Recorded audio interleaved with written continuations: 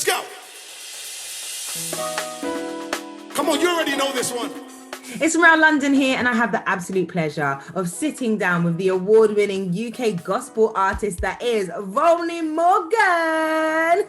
Hey, Rams. I need to be calling you pastor because he is, in fact, my pastor. But on this occasion, we call like that Volney. It's fine. We people's like that. We people's like that.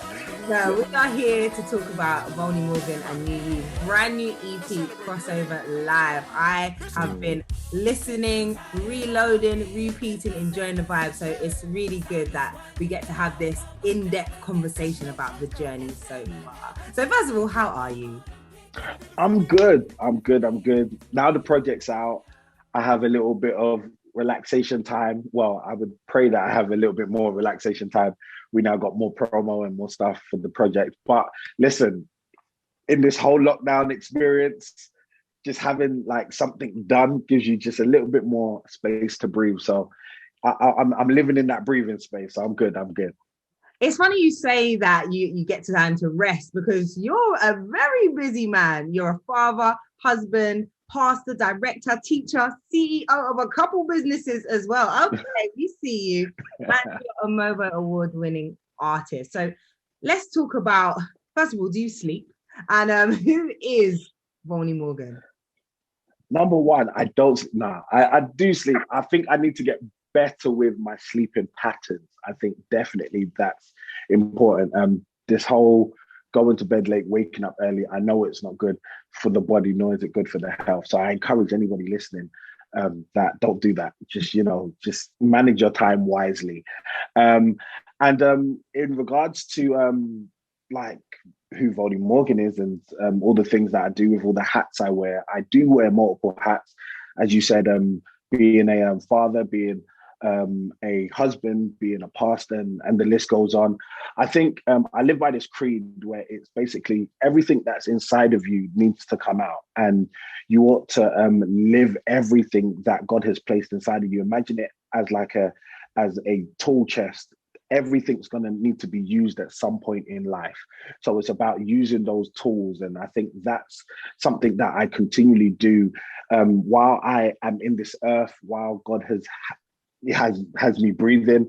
My main mission is to use everything that's inside of me until I get called home. So that's why I do everything that I'm called to. And I really try and just encourage everybody else to do the same.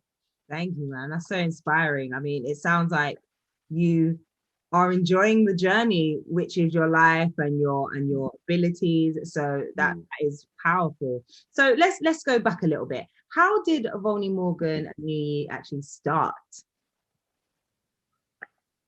So I was just coming out of secondary school, and I was about 16 years old, and literally I loved music, loved gospel music. And I say the story all the time, but here's the part that I always miss out. And I probably think this might be the first time I say this part of the story. Growing up from the age of 13, I think around about 13 to 16, I used to go to this rehearsal space called OTR, or sometimes it was premises. And I would go and see my uncle's group called Clive Brown and the Shekinah Singers. And I absolutely loved them. For those of you who know Clive Brown and the Shekinah Singers, you already know, like, these guys, top notch, like vocals, everything. And I would spend like once a week in this rehearsal week, and I was loving it, and it was just like an absolute blessing. And then I think towards the time where I was leaving secondary school to go to college, the group ended.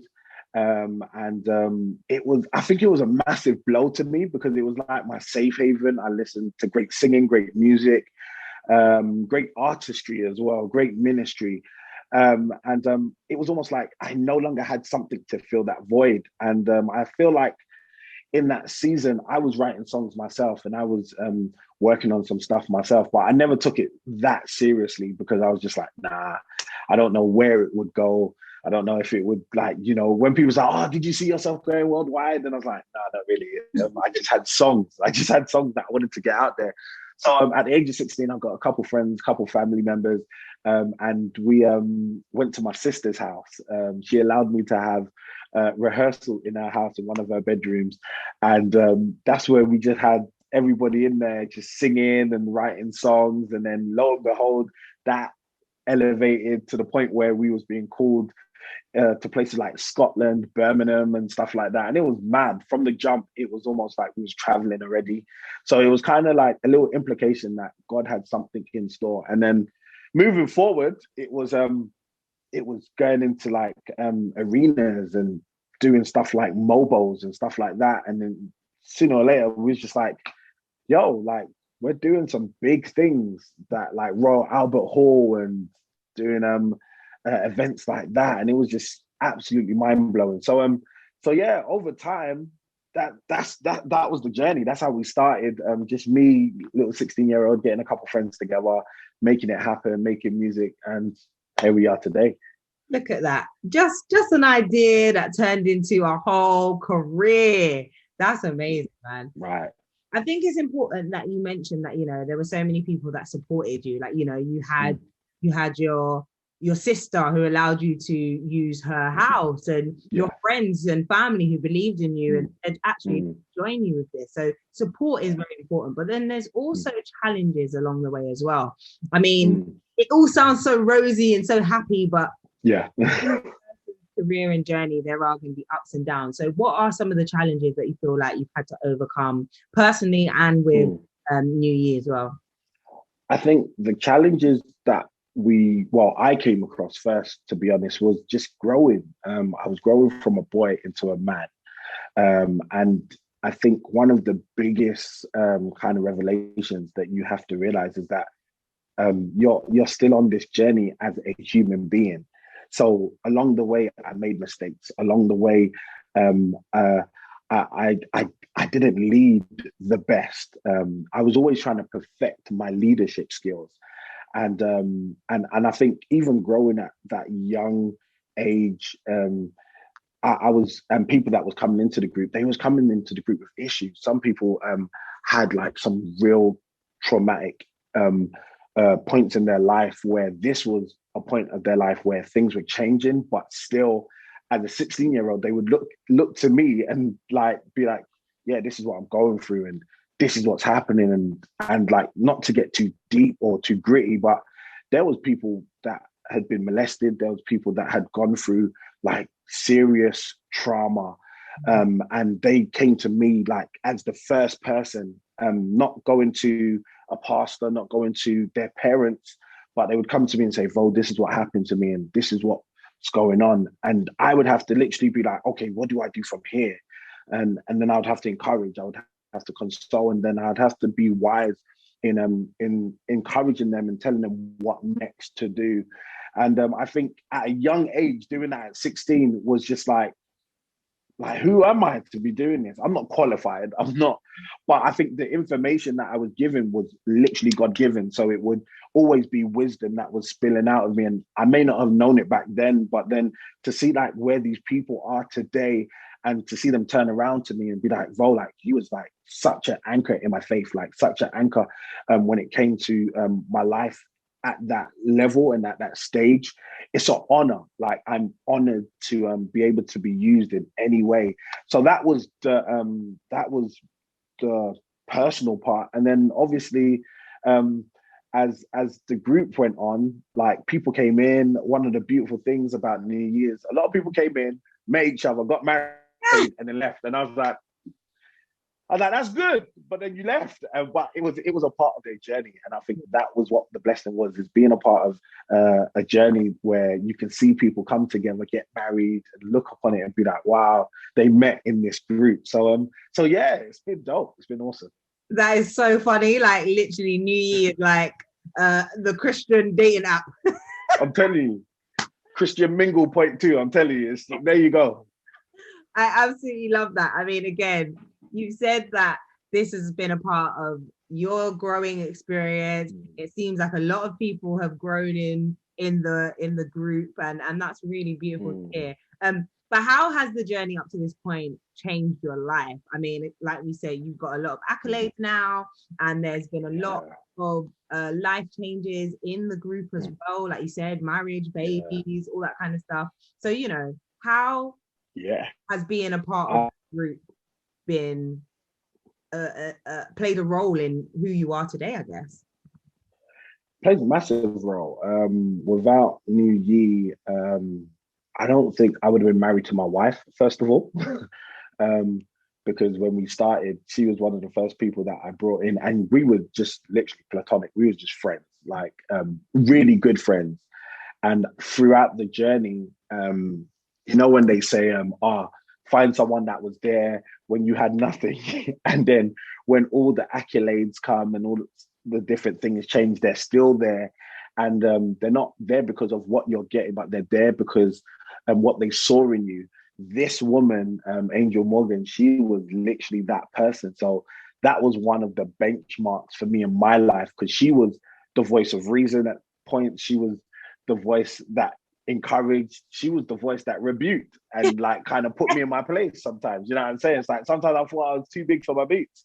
But she would put me in my place. And I think that was something that was a huge and massive thing. And then obviously from that, you're getting, you get married, you have a child, you grow, then you get called out to be like a pastor, and like all of this stuff plays a big role. And then accolades come. So you're winning MOBOs and other awards, and you're traveling around the world. So you have to always be, and I say this, you have to always be grounded. There has to be some people around you that will not remind you who you are to shame you, but remind you whose you are so that you stay humble. And what do I mean by remind you of whose you are? You're God's child, and God works on a basis of being humble. So never forgetting who you are, and just, you know, doing your due diligence to, like, you know, do what you can in this earth to help someone else. So just having grounded people around me has helped me grow into this person I am today. That's awesome. Well, I mean, you have definitely created a beautiful family, a beautiful group, and even a beautiful church that I'm happy to be a part of as well. So you've overcome a lot in the past year, and it's fortunate enough. I was listening to one of your sermons recently where it's fortunate enough that God prepared you in advance to start Alive City Church in 2019. That basically gave you a preparation, gave you a community, and then, you know, then going digital again, you was prepared, you had content online. And this kind of gave you the opportunity to continue growing the church and developing the church, but also giving you a space to kind of have that area of gratitude and celebrate and praise and worship continuously. And I read that the Crossover EP is a part of that. Overcoming the pandemic, being in lockdown, having to take on a lot of challenges. There was a big sense of, do you know what? Thank God we're still here. And I felt that. I'm a big passionate lover of the idea of gratitude and grace. And you have shown that through this EP. But was that how it started? Because you guys were able to create and build the vision of Crossover Live. But what was it when you started it? I think the vision for Crossover Live was, and here's the funniest thing, it was never in my vision. It was in God's plan, but it was never in my vision. My vision was, we was trying to actually do an album, a live recording actually. We had the venue. We was just about to go and pay for the venue. I can't even let you know the venue yet because we're still going to use the venue again once we're out of lockdown. But it was this massive venue, world-renowned venue, getting prepared to, you know, just get things in place to record this live album.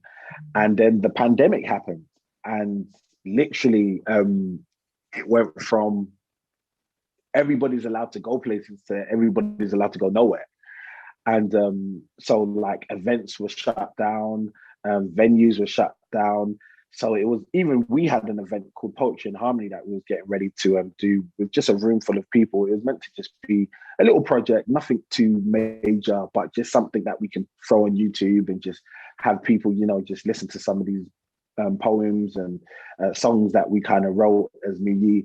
But even that didn't even get to happen. The week of that we was meant to have it, like Boris came out and was like, yeah, you got to stay home. So literally it got shut down. We refunded everybody their money. So that was a bit of a heartbreak because I'm not a person that likes to promise people something and never go through with it.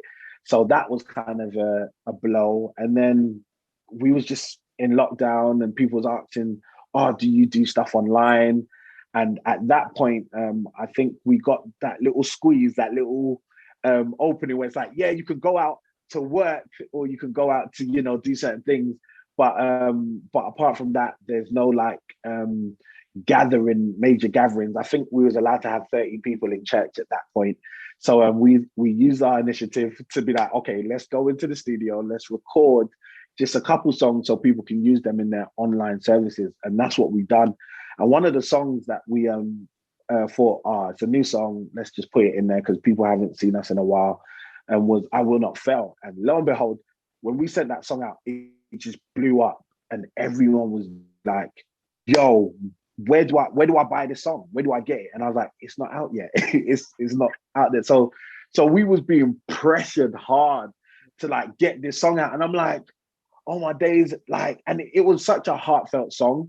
So then you had things like you had like the Black Lives Matter that picked up even more, and the whole George Floyd thing that happened, and just everything that was just, it just seemed like our country and our world was just going in haywire. So it was like, what's going on? And then you had the NSARS, and then so much things was happening. And this song was literally an encouragement. I will not fail. And we was like, you know what? I remember speaking to my mentor, Donald Lawrence, and I was saying, I want to bring this song out because I think it would be really beneficial in this time. And he sat me down and gave me just great knowledge. And he said, any song that you do that's a gift, it will go beyond the time that it's released in. So don't just look at the time you're releasing something for just a particular event, because not to say like people will forget about the event, but seasons will change. But you want to have something that's placed in the earth that no matter the season, it will continue. And I looked at that and I was like, yo, this man's full of wisdom. So then we literally thought, okay, let's not rush it. Let's not try and get it out and rush it. So we literally, one of my boys, Adrian Moore, he literally said, who's also the producer for this project, he literally said, oh, bro, New Testament Church of God is doing a crossover service. We call them watch night services, but he's saying they're having a crossover service where it's going to be online. Everything's going to be online. It's the first ever, because obviously we can't all be in a building. So we want Volney Morgan and me to come down, close the night out. And I was like, cool, no problem, say nothing more. So got a couple of the singers, went down there, and we thought, let's bless them with 2 new songs and an old song. And then we had an intro that we thought, this will work as well. Let's throw that in there. And lo and behold, we done the recording, done the crossover talk, done the crossover service, and it aired, and people were blessed by it. And what happened then next was what was crazy, because this is where the vision came for crossover. So New Year's has happened. We're now in 2021, and my boy Ace sends me over the recording, and I sit in my kitchen. It's an office there. I sit in my kitchen, and I listen to this set that we done, and I'm just blown away. Wow. I'm absolutely blown away, because it was something that I never expected to use or anything. I just thought, it's another event that we're just doing, that we're just going to put it out there. And I messaged him back and I said, listen, bro, we have to bring this out as a project. And he was like, cool, say nothing. Reached out to a couple people to get it mixed and mastered so that it could be worthy for online. So I shouted Enoch John and Kieran, his boy Kieran. And literally, we sent it off to them. They worked on it, sent it back. And I was just like, yo, like the vision for this project now is when this goes in the earth, it's just going to encourage people. Because literally, we start with the first song, which is Kept Me, and it speaks of he's kept us. And I have this opening line of from 2020 to 2021, we've crossed over. And that was the whole purpose, the premise of the crossover project, is the fact that we went through a crazy 2020, and some people didn't make it over, but we grieve with those that, you know, that are grieving. We help those that are getting through like a traumatic experience. But at the same time, we encourage them and saying, look, we made it over. We now need to, you know, continue the legacy and let this be not forgotten, but a part of our history.